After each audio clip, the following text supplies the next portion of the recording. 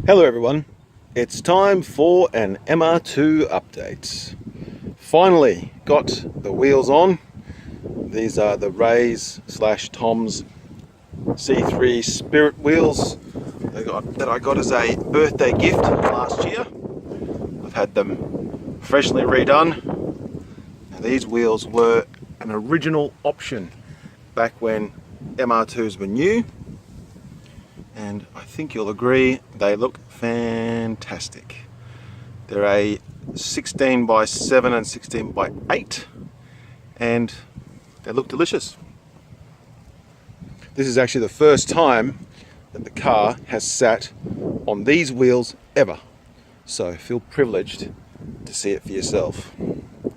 Anyway, they look absolutely delicious, I think you'll agree, and well, I'm looking forward to being able to, there I am, looking forward to being able to actually drive the car with these wheels. Now, you might notice they don't stick out, they're not hectic, they're not hella flush or any of that sort of nonsense, and I just don't care, because the car is, for the most part, going to be fairly period correct with a few mod cons. But those wheels are sexy. Some of you might be thinking, oh, 16-inch, a bit too small. Well, whatever, I don't care. 16-inch is a good size for an MR2 with stiffer suspension, because it means it gives you a bit more lovely soft tyre to absorb some shocks of our shithouse roads on. Anyway, plans for the future. Well, obviously the glass has got to go back in, because as you can see, ooh, it's a bit breezy. Yes. Anyway, I need to repair the dash a little bit as well. As you can see there, some of the foam poking through. I've got this stuff, which apparently is pretty good. This is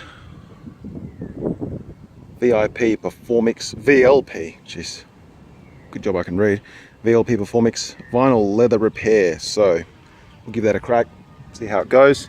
I'm just going to use that to stick down this section here of the dash that's split, and on the other side as well, as you can see, just there. It's actually probably a little bit worse on this side by the looks of things. Get out of the shadow, Jay, come on. As you can see there, we'll repair about as much of this as we possibly can. Just taking that opportunity, rather than taking the whole dash out while the windscreen's out, it makes a hell of a lot more sense to do it, and it makes it a bit easier too. But yeah, besides that, glass in, and I will eventually try and find some center caps for these wheels. And you might note that the actual nuts are sticking out a bit. That's what she said. Anyway, yeah, obviously not the original nuts. They are raised nuts, obviously, but they're not the original ones. And well, these do generally come with a center cap, like a plate, to hide the nuts. It goes over there like so, and then you've got a big screw-on style nut as a trim piece. I got neither of those things, unfortunately, so I am on the lookout for some. All the sets I've seen have proven to be quite expensive, nearly as expensive as the wheels cost to buy themselves, but well, you never know, I might find them.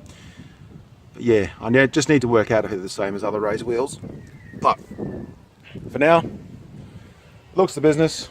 I'll find probably maybe just a center cap. Maybe there's a generic one or one from another brand that I can find, and just simply screw on there just to cover the hole.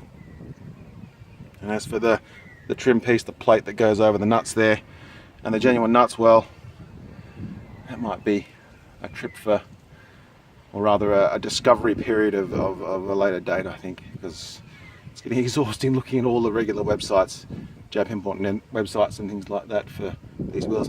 Anyway, the wheels themselves I need to shout out, because these were done by Briffa Engineering in Malaga. They were brought to him in quite a state.